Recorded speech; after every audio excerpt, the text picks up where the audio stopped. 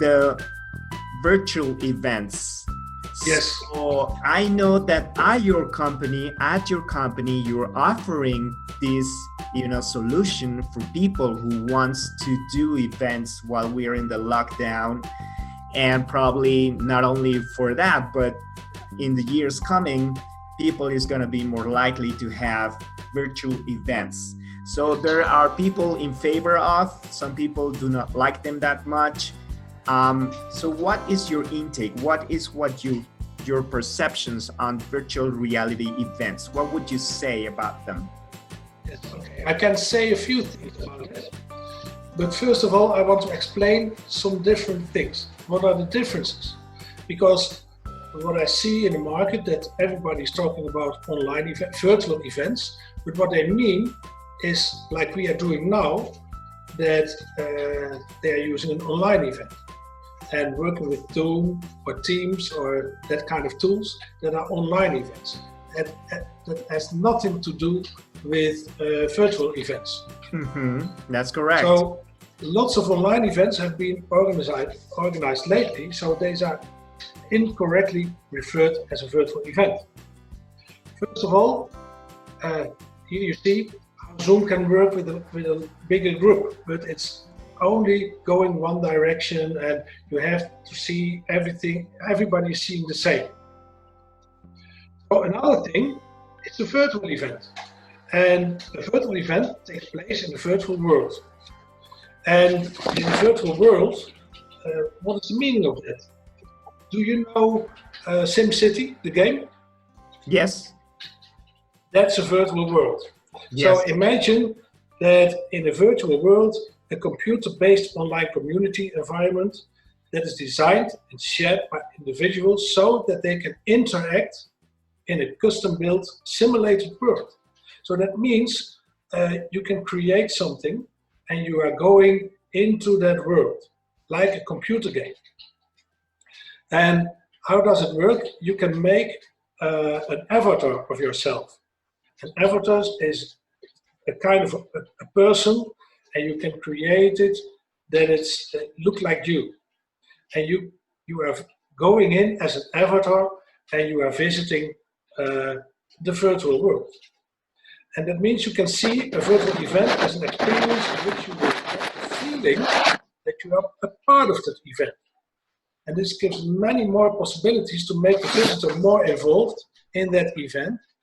And you can use existing buildings, and you can that buildings you can create it. You can rebuild it and make it virtual. And how does it look like?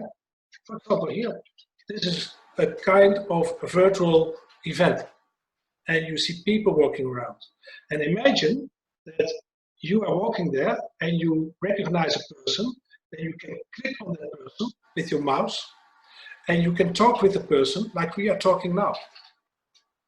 And a very, very nice thing from the virtual events is also the back office.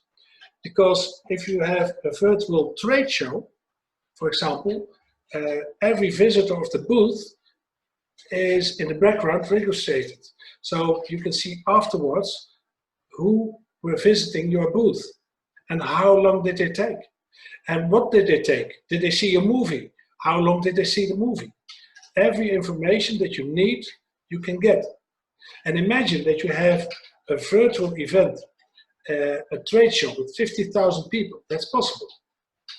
Imagine that every person in that virtual event can do his own program, can follow his own program, can go his own way. So if you want to go to booth A and talk to person B, that's possible. In the meantime, that another person is talking to another person. So that goes to another, and it works. It's like a perfect computer game. So you can't compare it with an online event. Yes. Okay. We have VR events. Sorry, Jose, but you have also VR events, and that's again a step forward. But for a VR event, you need glasses like this, and that's still more realistic, and also more expensive, of course. And then You have also, of course, the live streaming events.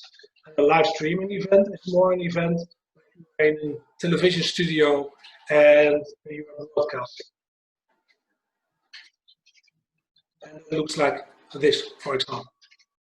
So, and then you were asking, in my perception, what virtual events are doing. I think the Corona crisis has made it easier to work with the virtual events. And we are now exploring, everybody is exploring the online events and the virtual events. And everybody is seeing as well, I think, that a live event is the best. If you have to give a score from 0 to 10, I think a live event always can have a score of a 10. I absolutely agree.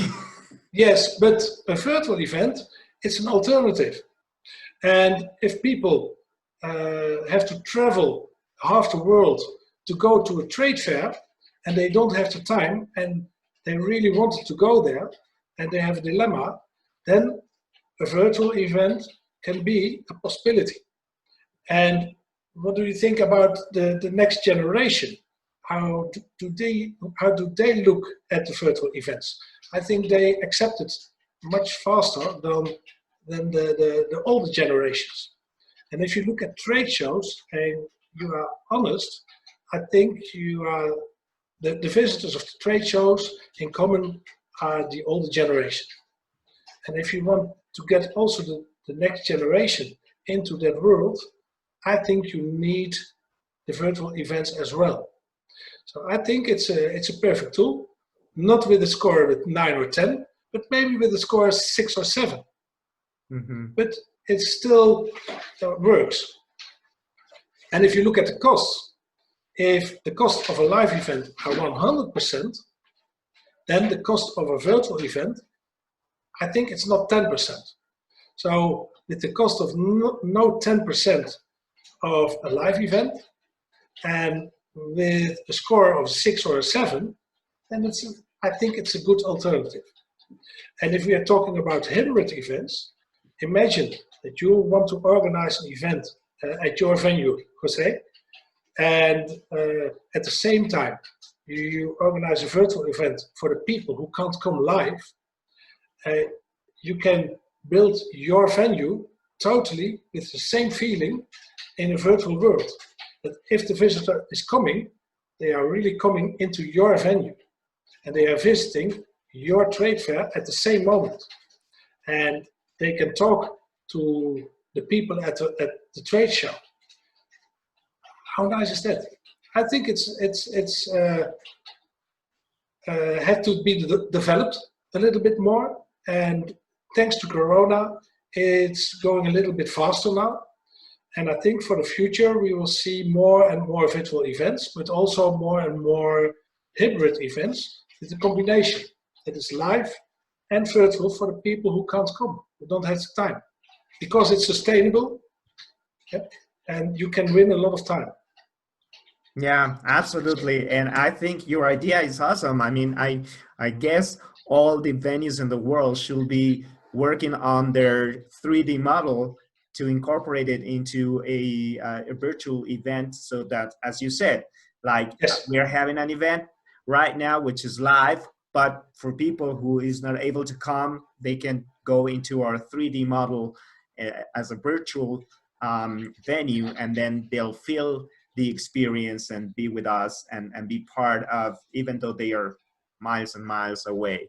So yes, this is absolutely amazing. And the other number that really shocked me was the fact that if I understood quite clearly, if an event is 100 whatever price or cost as 100, a virtual event can be at 10% of that 100 in cost. So yes, and so it's very convenient.